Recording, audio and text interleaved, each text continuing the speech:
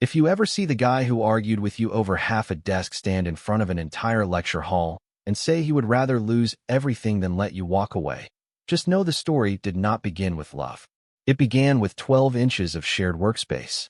3 months earlier, the biggest problem in my life was finding an empty seat before Professor Collins started his Monday morning class.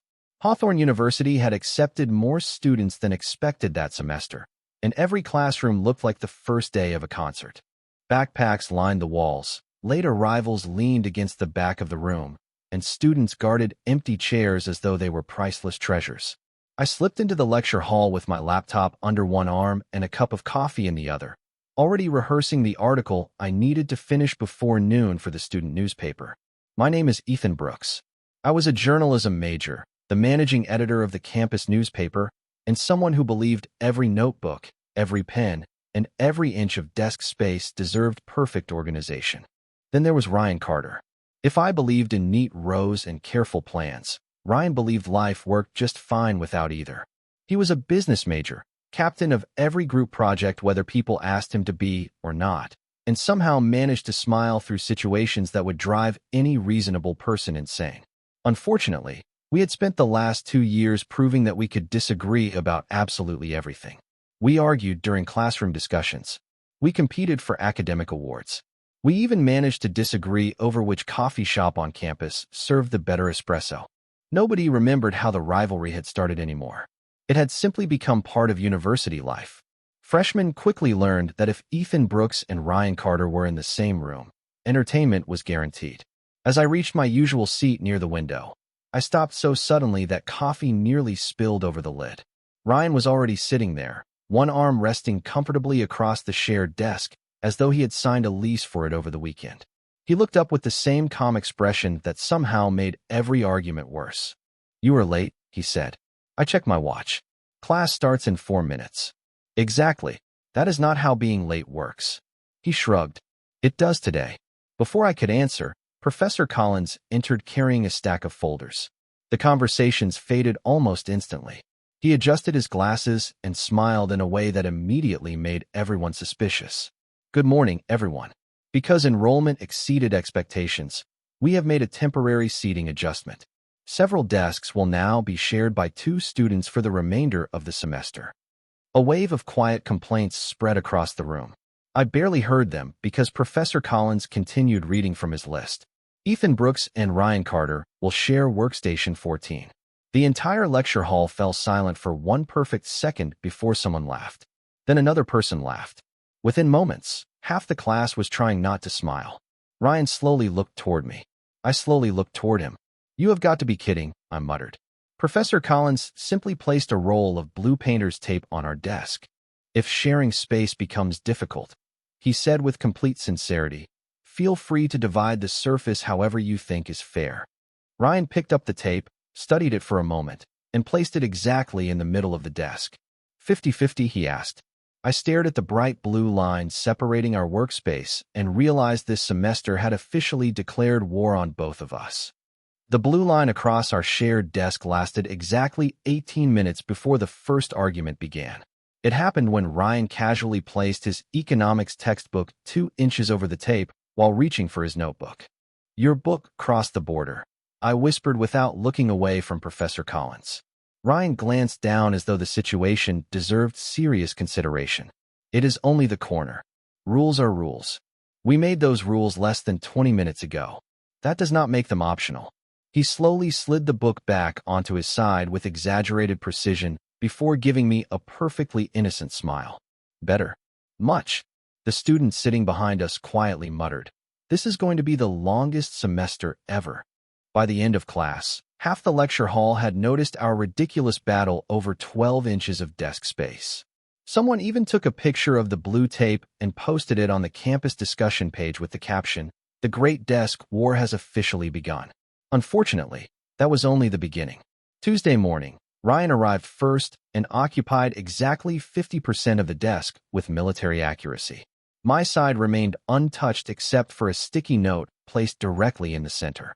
"Welcome to your territory. Please respect international boundaries." I stared at the note before looking over at him. "You actually printed tiny warning labels?" He shrugged. Preparation is important. I folded the note into a neat square and placed it back on his side. So is maturity. I thought this was maturity. Then we have very different definitions. The class around us laughed quietly. Even Professor Collins struggled to hide a smile as he began the lecture. What surprised me most was how quickly everyone accepted our strange arrangement as daily entertainment. Students walking into class immediately checked whether the blue tape was still perfectly straight. Some even started placing harmless bets on which one of us would complain first each morning. I hated becoming campus comedy, but apparently Ryan found the entire situation amusing. "Congratulations," he whispered after another classmate snapped a picture of our desk. "We are famous. I would rather be invisible." Too late. As the week continued, the conflicts became increasingly creative. We competed for the nearest electrical outlet to charge our laptops. We silently measured whose backpack extended farther beneath the desk. We argued over whether shared airspace included jacket sleeves hanging over the invisible border. One afternoon, I reached for my favorite black pen only to discover it missing. After searching my backpack twice, I noticed Ryan absent-mindedly taking notes with it. "That is my pen." He looked down, surprised. "Seriously? It has my initials engraved on the clip." He examined it more closely before immediately handing it back. "Sorry, I thought it was mine." I accepted it with a suspicious look. "You have the exact same model?" Ryan reached into his backpack and pulled out another identical pen. Apparently, we have expensive taste. I could not decide whether that annoyed me or confused me. Friday brought another unexpected problem. Professor Collins announced our first major research assignment, worth 30% of the semester grade. I confidently opened my planner, already outlining how I wanted to approach the project, until the professor continued reading from his attendance sheet.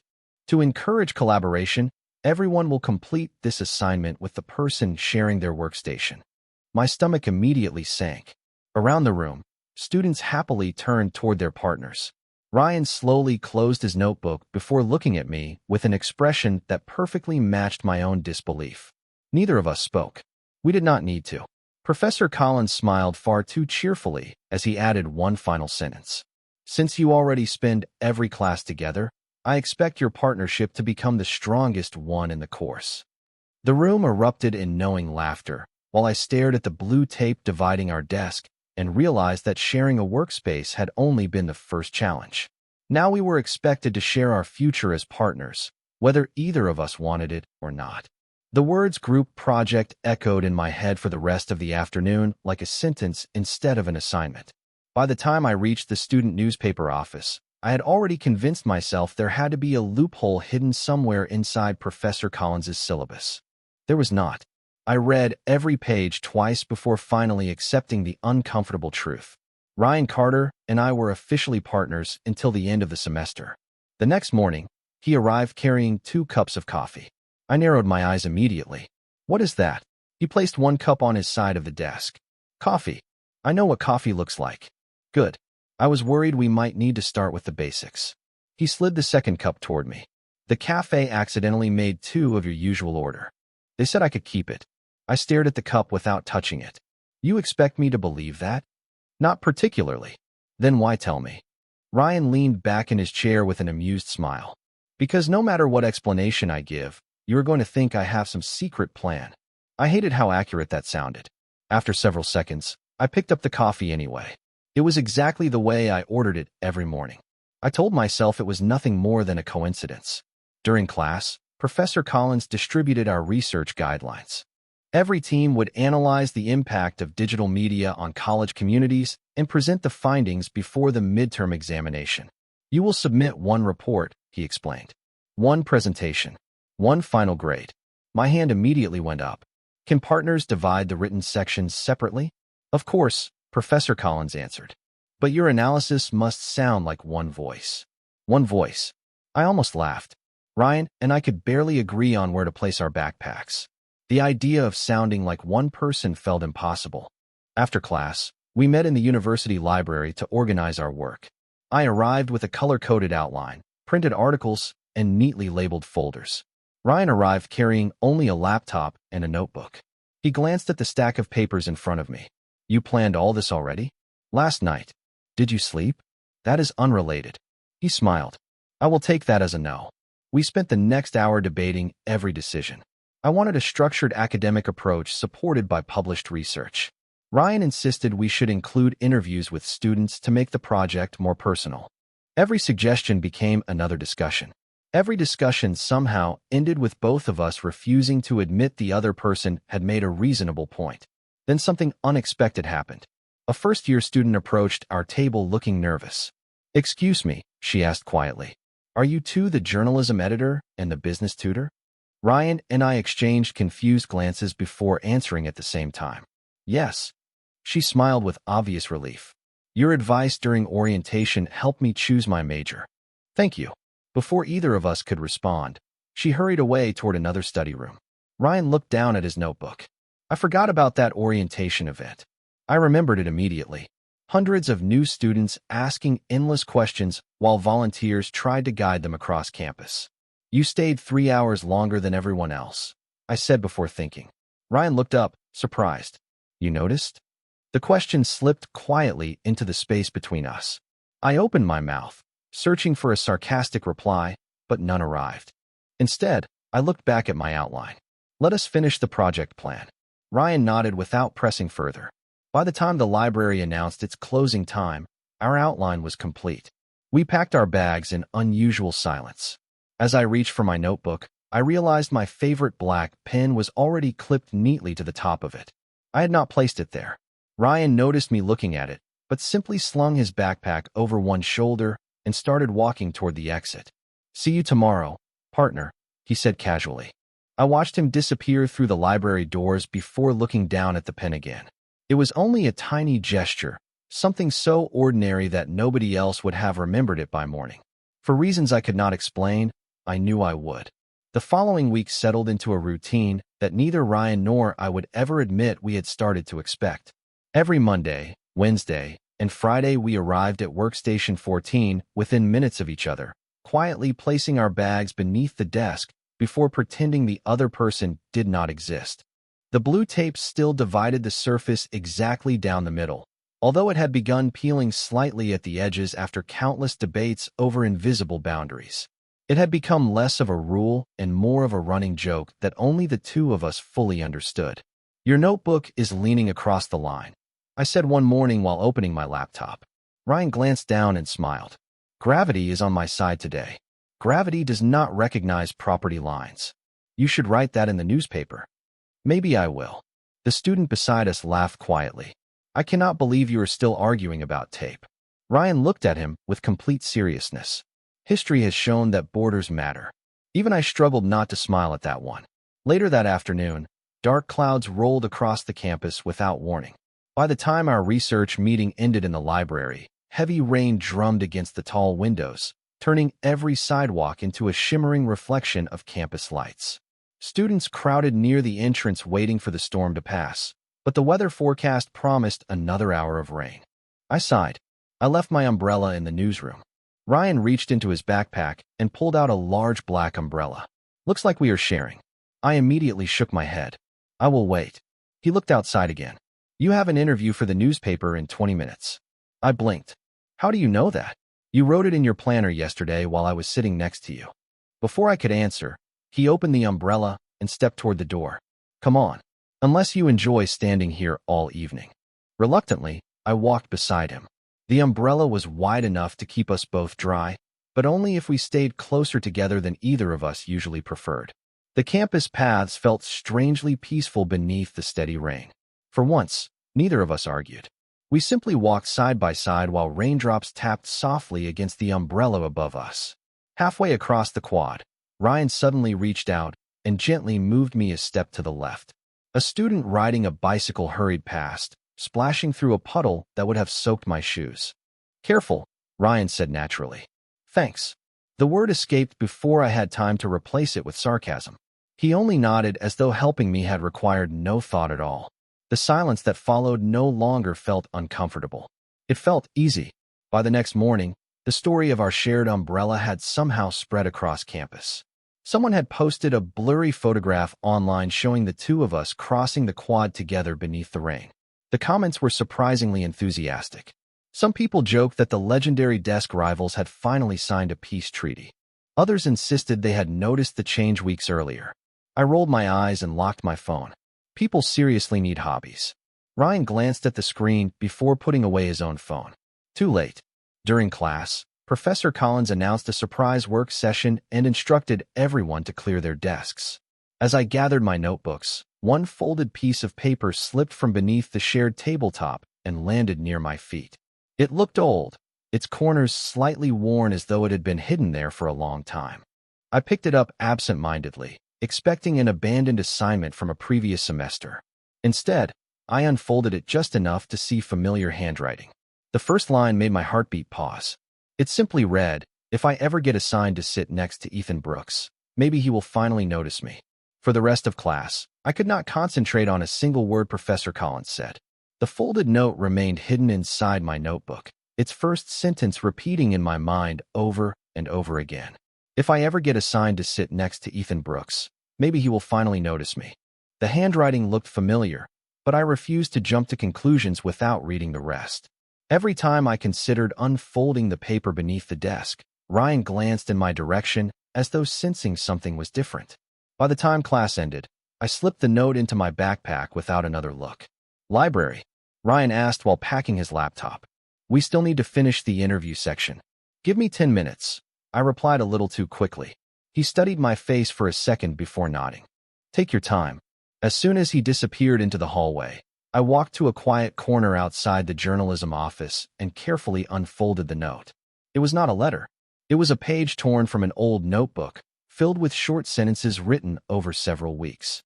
Every line mentioned the shared desk that had recently become the center of our daily lives, except the page was clearly much older than this semester. One sentence caught my attention immediately.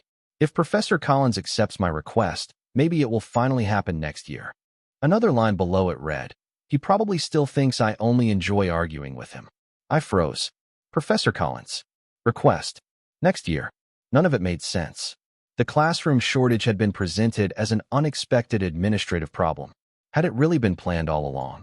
Footsteps approached before I could think any further. I quickly folded the page and slipped it back into my notebook just as Ryan rounded the corner carrying 2 bottles of water. "You look like someone just changed the ending of your favorite movie," he said. "Long morning. Want to talk about it?" I almost told him everything. Instead, I accepted the water with a quiet thank you and started walking beside him toward the library. During our research session, something strange happened. The more I watched Ryan, the more small details began connecting in ways they never had before. He already knew my coffee order. He remembered my interview schedule. He noticed when I lost my favorite pen before I realized it myself. None of those things fit the version of Ryan I had believed existed for the past 2 years. Halfway through organizing our interview transcripts, a first-year student approached our table carrying a stack of business textbooks. "Ryan," he said nervously, "thank you again for helping me prepare for the scholarship interview." Ryan smiled warmly. "You earned it yourself." The student shook his head. "You stayed after tutoring for almost 3 hours. After the freshman walked away, I looked across the table. "You never mentioned volunteering as a tutor." Ryan shrugged. "It never came up. You seem to do a lot of things that never come up." For the first time since I had known him, Ryan looked almost uncomfortable. Before he could answer, his phone buzzed. He glanced at the screen and sighed softly. "I have to meet Professor Collins for a few minutes. Start organizing the survey responses without me. I will catch up." He left the library before I could ask why a business student needed a private meeting with our communications professor. Nearly 40 minutes later, I finished sorting the interview files and walked toward Professor Collins's office to ask about our presentation deadline. The office door was slightly open. I was about to knock when Ryan's voice drifted into the hallway. "Thank you for approving my seating request. I know Ethan still believes it was just an accident, and maybe that is for the best." My hand froze inches from the door. Every question I had been carrying since finding the note suddenly became one impossible answer. We had never been assigned to share that desk by chance. The words I overheard outside Professor Collins's office refused to leave my mind. I walked away before either of them noticed I had been standing there, but every step across campus only made the truth heavier. Ryan had requested the shared desk. The arrangement I had blamed on overcrowded classrooms had never been an accident at all. That evening, I sat alone in the newsroom long after everyone else had gone home, staring at the blinking cursor on my laptop without writing a single sentence. Every memory from the past 2 years replayed differently. The coffee that had mysteriously matched my favorite order. The pen carefully clipped to my notebook. The umbrella waiting on the rainy afternoon. The way Ryan somehow remembered details I had forgotten mentioning. None of those moments felt random anymore. They felt intentional. The next morning, Ryan was already sitting at workstation 14 when I arrived. The blue tape still divided the desk, but for the first time it looked strangely meaningless. "Good morning," he said with an easy smile. I printed the interview transcripts before class. I placed my backpack beneath the desk without answering. Ryan glanced toward me. "Everything okay? Did you ask Professor Collins to seat us together?" The question came out more quietly than I expected. His smile disappeared almost instantly. For several seconds, he simply looked at me. "You heard that conversation." It was not a question. I nodded once. Ryan slowly closed his notebook and rested both hands on the desk. "Yes," he admitted. "I did." I searched his face for any sign that he intended to laugh and explain everything away, but there was only calm honesty. "Why?" I asked. "Because I was tired of pretending we were only rivals." I frowned in confusion. "That does not explain anything." Ryan let out a slow breath before speaking again. "Do you remember freshman orientation?" I nodded. "Barely. You helped me find the business advising office after I got lost." I blinked. "That was you. You probably do not remember because you helped about 20 students that morning." A small smile crossed his face. I remembered.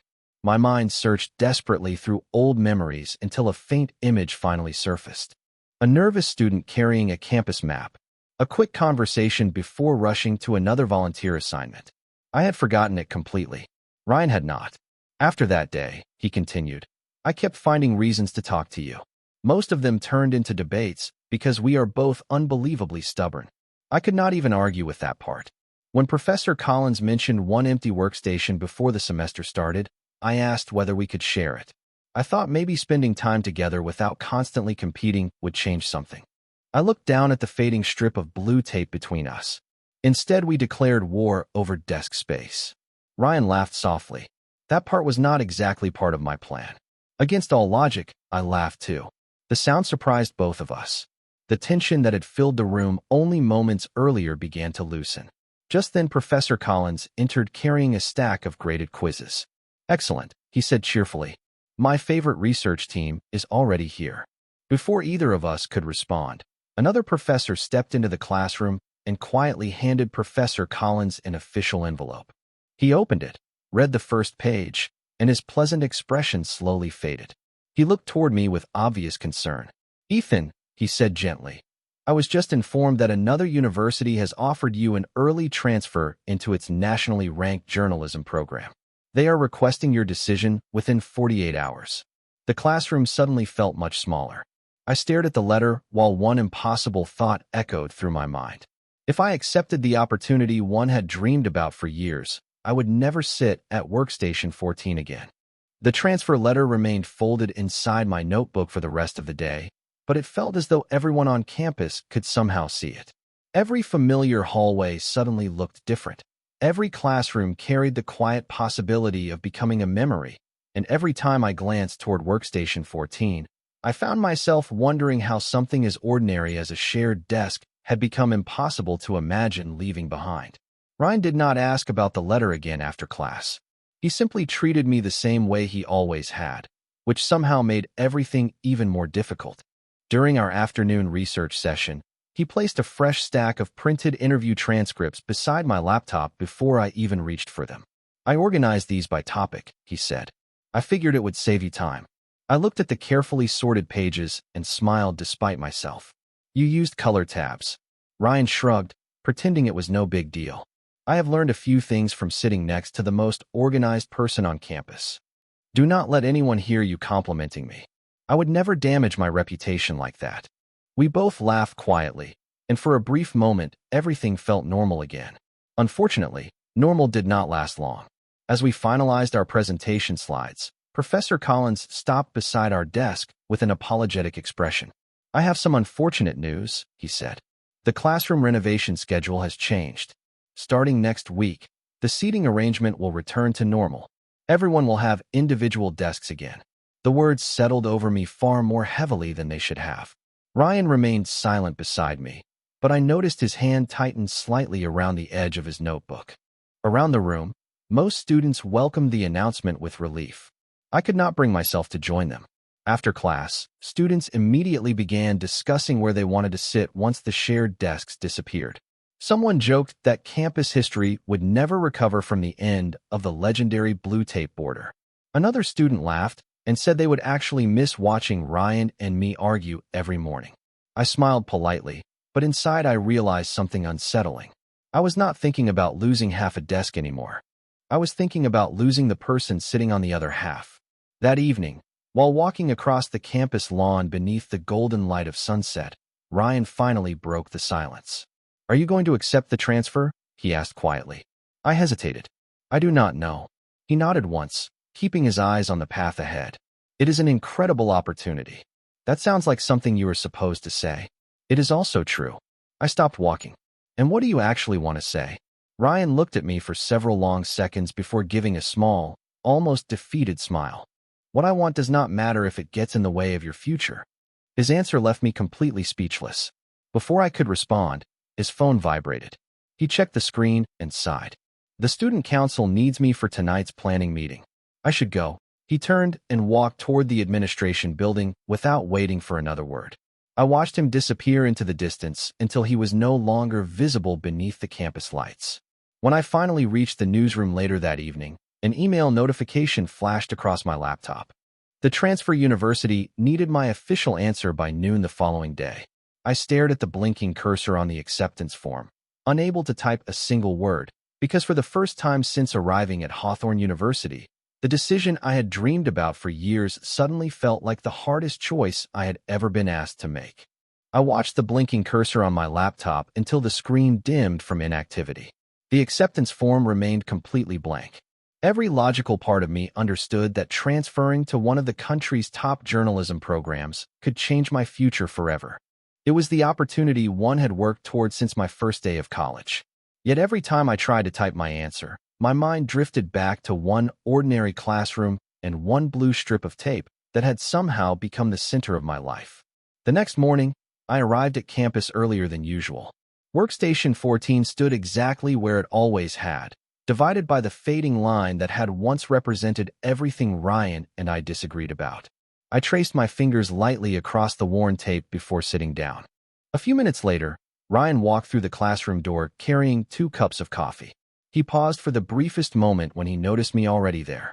Without saying a word, he placed 1 cup beside my notebook. It was my usual order. I looked up at him. "You still remember?" He gave a small smile. "I always did." The answer stayed with me throughout the lecture. When class ended, students immediately began clearing their desks because the maintenance team was scheduled to replace the shared workstations that afternoon. Laughter echoed around the room as everyone packed their bags. Someone peeled the blue tape from another desk and jokingly held it up like a retirement ceremony. I looked down at our desk without moving. Ryan quietly reached into his backpack and removed the roll of blue painter's tape we had been using since the first day. "I guess we do not need this anymore," he said softly. I took the roll from his hand, turning it over once before placing it inside my backpack instead of throwing it away. Ryan noticed, but did not comment. Professor Collins approached us with a clipboard tucked beneath one arm. "The movers will be here in an hour," he explained. "If either of you left anything inside the shared storage drawer beneath the desk, today is your last chance to collect it." Storage drawer.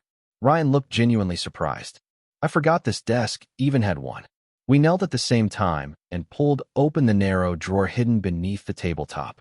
Inside were only a few forgotten pencils, an old campus map, and a small envelope sealed with clear tape.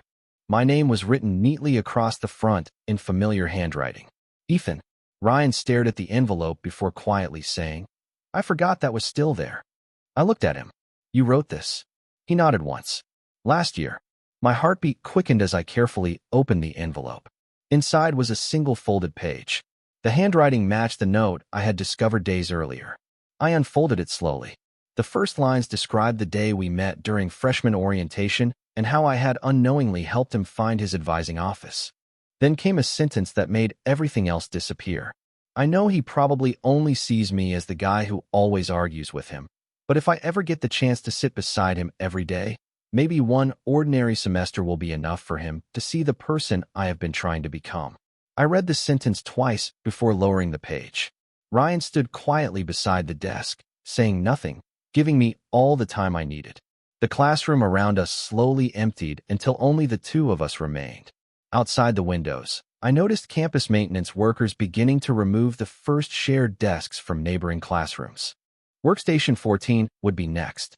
My phone vibrated inside my pocket. The transfer university had sent one final reminder. My response was due in less than 30 minutes. My phone remained in my hand, the reminder from the transfer university glowing across the screen while the maintenance crew slowly rolled empty carts toward our classroom. 30 minutes. That was all the time I had left to choose between the future I had planned for years and the unexpected future that had quietly found me when one ordinary desk forced two stubborn people to sit side by side. I looked up from the letter Ryan had written and met his eyes. For the first time since we met, neither of us reached for a joke or a sarcastic comment to hide behind. "You were never supposed to read that," he said softly. "I know. I wrote it before the semester even started." I nodded. "I know that too." He smiled to himself, almost embarrassed. "I kept telling myself that if we spent enough time together, maybe you would stop seeing me as your rival." I folded the letter carefully and slipped it back into the envelope. Instead, we spent 3 weeks arguing over a strip of blue tape. Ryan laughed quietly. "That part was definitely my fault." "No," I admitted with a smile. "I think we were equally talented at making simple things complicated." The classroom door opened as two maintenance workers entered carrying tools. "We will need this workstation in a few minutes," one of them said politely. Ryan stepped aside immediately, but I remained where I was, resting one hand lightly on the edge of the desk. It suddenly occurred to me that this ordinary piece of furniture had witnessed every ridiculous argument, every shared assignment, every cup of coffee, every quiet conversation, and every moment that slowly changed both of us. It had never really been about the desk. It had been about the person sitting on the other side. My phone vibrated again with one final notification. Decision deadline reached. I opened the transfer email, took a slow breath, and selected the option declining the offer. The confirmation message appeared almost instantly. Ryan looked at me, confused. "Ethan, what did you just do?" I slipped my phone into my pocket. I chose the place where I already found what I was searching for. Before he could answer, Professor Collins walked into the room and noticed the maintenance crew waiting nearby. "Well," he said with a warm smile, "I suppose Workstation 14 has officially reached retirement." I reached into my backpack and pulled out the faded roll of blue painter's tape. Ryan looked at it and quietly shook his head with an amused smile. "You actually kept it." "I think I will." We walked out of the classroom together just as the workers began removing the desk behind us. Students filled the hallway, watching the old furniture disappear down the corridor. Some laughed about the end of the famous desk rivalry. Others joked that campus life would be much quieter now. None of them knew the real story. As we stepped outside onto the crowded central quad, Ryan suddenly stopped walking. Hundreds of students moved around us between classes, but for a moment it felt as though the entire campus had disappeared. He looked at me with the same honest expression he had worn ever since I overheard the truth outside Professor Collins's office. "I do not need that desk anymore," he said quietly. "I just hope this is not the last time I get to sit beside you." I smiled before taking one step closer. "You spent an entire semester trying to make me notice you." I gently placed the old roll of blue tape into his hand. It worked. Ryan looked down at it for a brief second before laughing in disbelief. "So what happens now?" I glanced toward the campus cafe where our first ridiculous argument about coffee had taken place months earlier. "Now," I answered, "we find a table that belongs to neither of us, and we share it anyway."